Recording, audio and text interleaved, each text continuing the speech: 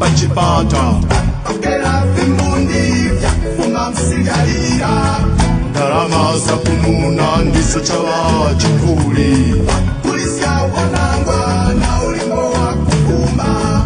Vikwiza makileta kamarundi ga ulimbo Kwiza vikulilima mumipala ya kura Tasokanga ndiyula wakakuliska ulala Kandozi siswesi njala ya suza limosa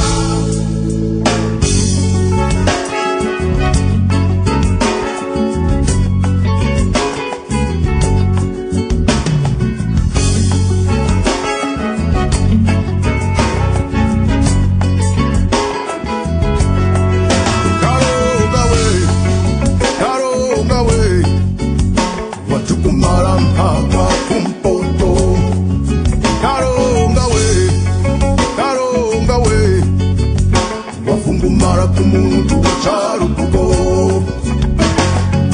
Musimuti msenge uli na ulimbo na hula Sagali murufu kwa ndimolero malonda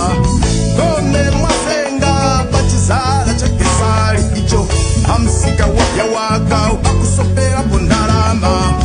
Ibyo vili kuchitika kasimulije kusukua Mulapula likande katika na zungala chihanya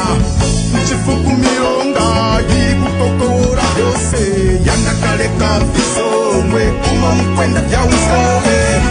Masoka kumapupa Stani kuwe wafumu Uti mwene chasina Wale mkawali mtowa